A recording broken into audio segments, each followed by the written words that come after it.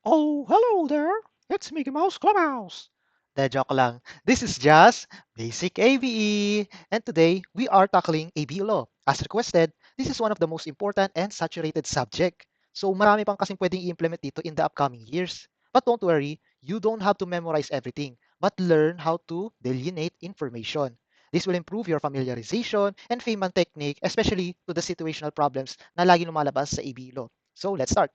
First learning tip, we should simplify and then categorize. What do I mean by that? Kasi parang paes lang yung law, may pattern. So we should find similarities and then categorize them para mag less time consuming, managing your process of deriving info, at saka yung pagpe-Feynman natin which is very important to eliminate lalo na sa mga situational problems. So in here, I've made an example kung ano usually lumalabas na word. So kunwari nagnote ako dito ng word na availability kasi usually madalas ko siyang nakikita sa iba't ibang law at issuances. Ibig sabihin lang niyan kung hanggang kailan lang siya available, such as yung permit, certifications, tsaka mga iba't iba pang documents. For example, ito, ang validity niya lang ay hanggang 1 year. Ano ba mga kabilang dyan? Base sa National Building Code, ang kabilang dito ay yung building permits if the construction work is not commenced from the date of such permit. O, isa na yan. Next, preliminary AMTEC test report. Iba na to, hindi na siya galing sa NBC. Pero still, the validity is around 1 year. So pwede mo siya i-categorize to. And similar din dito kasi ang defect liability period in CPS is around 1 year din. And then, naghanap din ako ng mga iba't iba pang similarities. Kunyari, ito sa 3 years, 5 years, they all have the validity in this range. Another example is yung word na interval. Kumbaga dapat sa ganitong taon or yung date, maasikaso mo dapat ito. Kunyari ito sa RA 8435, all land use plans and zoning ordinances shall be updated every 4 years. So may parang ganito siyang keyword. And mapapansin mo rin siya sa mga iba't ibang RAs. Kunyari ito sa RA 8745, at 2 years mag-i-start sila ng review, revise, publish ng mga emission standards, and so forth. So last example is yung word effectivity. Ito hindi to nawawala sa mga ABE laws. Usually, ito yung pattern nila within 3 months, within 6 months, 1 year, 2 years, 3 years. So ano ba big sabihin yon? So around this time, dapat nasusundan na nila itong batas. Kunyari ito, base sa RA 9367, dapat masusundan nila na all diesels must contain at least 1% biodiesel following the PNS standard. And then sa RA 10068, all organic foods and input establishment must register with the director, BUFS, registration, under this section. So similar lang din sila. Same idea. So within 6 months, within 1 year, dapat nasusundan nila or else may mga penalties, sanctions, and other repercussions. Here's the continuation of my effectivity notes. They are within 2 years, 3 years, 4 years, 5 years, up until to 10 years. So kung may nahanap pa kayong magkakatulad, you can easily categorize them and leave important details na mabibigay dyan. So you don't have to memorize everything. As I've said, kunyari ito sa RA 9367, yung important detail dito that within 2 years, all gasoline must contain at least 5% bioethanol. And then sa RA 10915, the board may, upon petition or reinstate, reissue a revoked COR after 2 years from the effectivity of the revocation. So, ganun lang siya kasimple, pero very efficient siya. My second learning tip, if you can't remember the year, remember the Republic Act number. Or vice versa, if you can't remember the Republic Act number, remember the year. What do I mean by that? Usually, ganito yung ma-encounter mong tanong. Yan, may ganyan, 9367. Pag hindi mo alam tong gantong law, you are dumbfounded. Hindi mo malalaman kung ano to kasi very specific siya. Biofuels, pero yung taon lang yung hinahanap. What do? We have to remember their periods. Kumbaga, ito, from 8,000 to 9,000, yung mga Republic Act nila, yung year nila ay around 1995 to 2000. For example, itong RA 8981 is where yung PRC Modernization Act happened. So around 2000 siya yung year niya. So ganun yung basehan natin. So around 9,000 to 10,000, around year 2000 to 2009, and then so forth. Remember, the important ABE laws, such as yung mga nasa TOS, can be used as references to remember the Republic Act number or the year. Kunyari, ito yung mga makikita mo sa TOS, yung Rice Tarification Law, yung Pisabi Act, Organic Agriculture. So, ito kunyari sa Organic Agriculture, ito pwede mo siya maging reference sa 2010 kasi ito 10068 and around dito, yung period niya is around 2010. So, pwede mo na siyang ma-identify. So, similar sa 8749, meron siyang 1999, so around 1999, 'di ba? All right, let's get back to this question. So RA 9367 is also known as the, okay, meron na tayong idea na Biofuels Act siya, but yung hinahanap dito yung date niya. So we don't know the period. But then, we can identify this through what we have learned kanina. So around 8,000 to 9,000 na RA, it's around 1995 to 2000. We could just use elimination method. So hindi pwede to 1996. So hindi rin pwedeng 2026 of course. And then hindi rin pwede tong 2026. So the answer should be 2006. Yan. So another tip, just like what I have said earlier, na i-memorize yung mga important ABE laws, such as yung Ecological Solid Waste Management Act, kasi madali lang siya alalahanin tsaka yung year din nila. Kunyari ito, 9003, so 2000. So ito pa, RA 106001. So around 2013 siya. Pwede mo na agad conclude na hindi ito dalawa, tsaka hindi rin ito. So magigets mo na ito yun. 9367 eh. Interpolation lang. 9367. Di ba? Next, paano naman kapag ang hinahanap ay Republic Act number? So remember, if you cannot remember the Republic Act number, remember the year. So ito, 2013. So what do you think yung tamang sagot? I'll give you 3 seconds. 3, 2, 1. Ang tamang sagot ay 11203. All right. 11203. Mali ako. Bakit? Ang 11203 ay Rice Tarification Law which is around 2019. So hindi to pwede. Ngayon naman guys may mga ganyan yan, may mga erroneous errors sa questions nila. So expect nyo na lang. Let's go back to the question. Bakit hindi 9275? Because if you remember, it's around 2000.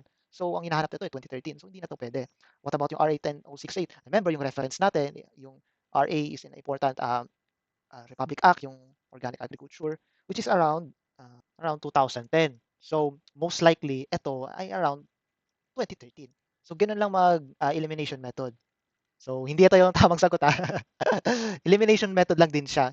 So what do we learn from here? Remember yung first episode natin, you need to be wrong.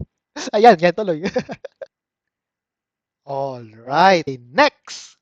So ito 'yun. Ito yung mga AB laws and related subjects. Ito yung mga nakalungkot ko ng mga ABE laws na related. So you don't have to memorize lahat. Just like I've said, if you can't remember the year or yung Republic Act number, remember the periods. So ito yung mga bold, ito yung mga importante. Ito yung mga mas focus. You need to focus these Republic Acts. So meron pa yan. Yan. So bukod pa sa RA, meron din mga presidential decree na mga binasa ko and mga ninote ko. Kasi ito ay kasama to sa mga project management, which is important sa mga Area 1. My third learning tip is that you need to delineate. Yan lang, kasimple lang. Yan yung pinaka-essence ng pinag-uusapan natin ngayon. You need to delineate. Just like what I've said from the very beginning, we need to delineate information. And using our learning tips kanina, it can also help us into understanding more law, lalo na sa mga issuances. What do I mean by issuances? Ito, yung mga circular, yung mga memo, yung mga EO. So I'll just give you a brief definition and parang palatandaan lang para maintindihan nyo yung mga gantong issuances. Kasi may mga lumalabas na rin to sa mga exams, so memorandum or department circular. Pag may nakita kayong circular, I usually indicated that it is an issuance meant to convey information and also intended to follow up or as a reminder. Ano ba mga tulad na yon? Yung mga guidelines. And it is common to revision and supplementation. Kaya ko nga sinabi yung follow-up at reminder kasi meron na naman na there are more than one memorandum circulars na lumalaganap sa isang guidelines. For example, ito, 2018, yung DADC, which means yung Department of Agriculture and yung Department Circular of 17, it says that ito, yung guidelines for the classifications and accreditations of agricultural and fisheries machineries or AFM at saka AMID. So, in around 2022, ni-revise siya or rather nilagyan ng supplementing guidelines pa to the previous memorandum circular. So remember, yung circular is more onto a referential information. So another example is from 2020. There's a guideline which states the establishment and adoption and enforcement of the national list of PNS standards or PABES. Then from 2021, mo parang ni-revise or ginawa ng supplemental guidelines ulit. So circular pa rin sila. So this is just a hint na lang. So more into information siya kasi there are other issuances that will enforce talaga yung mga ganong operations. Such as yung administrative order, which is all about revising and enforcing guidelines. So may compliance na siya. There is an action na nangyayari. Kunyari ito sa 2023 DAAO 2, ni-revise yung guidelines on enforcing the existing PABES as integral parts. So, then, ni-revise yung DC7, at saka yung 15, yung kanina.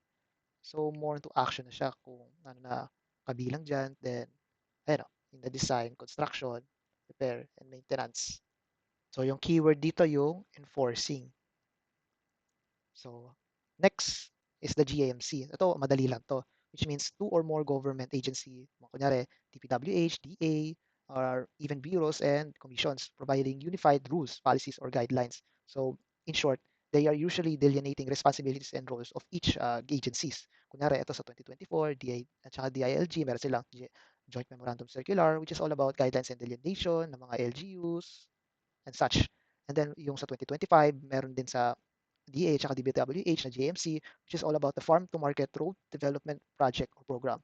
However, alam ko na since yung may nangyaring issue, yung update on this is that DA will take over daw. So, be informed na lang din sa mga mangyayari sa 2026 course. So a sample question should be like this: revised national guidelines on testing evaluation on agricultural and fisheries machinery. So ang palatandaan lang natin dito, yung circular, yung keywords nila, yung administrative orders, yung, at saka yung JMC. So wala naman dito nabanggit kung anong department siya or kung may dalawa or isa. So we can rule out this one.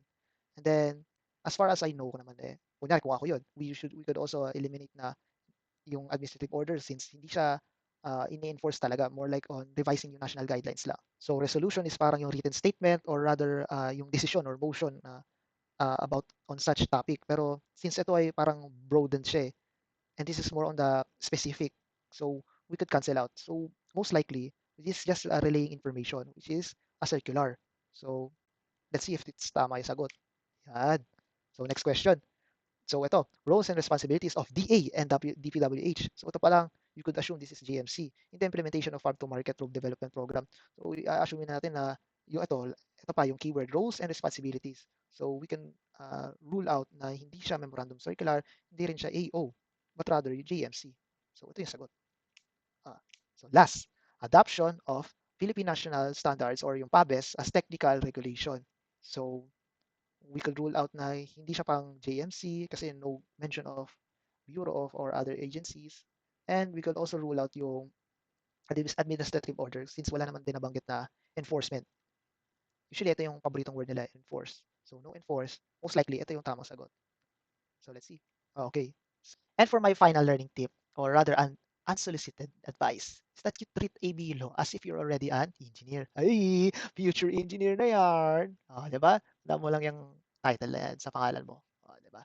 Because the moment you realize or open the pages and read the content, you know what's the stakes are as an AB engineer. Para kasing I understand why this law has come to fruition. Kunyari sa RA 9003, before it was passed into law, there were several parang problems, issues. Kunyari, meron kasing open dumping sites, naganap yan. And then, biggest example was yung Payatas Dam. And those ended in tragedy. Fortunately, pinagbabawal na yung mga open dumps because of this law. And so parang ganun yung general idea rin on many of the EB laws, lalo na sa mga environmental laws. And they are meant to address these issues. And some are also to amend din yung mga recurrences. So remember why this certain section is needed, why they are similar, and also why they are unique. But I still think naman na lahat naman can be interconnected. Just be practical and remember lang yung mga learning tips ko dito, which is to simplify, categorize, and then delineate. So that's it.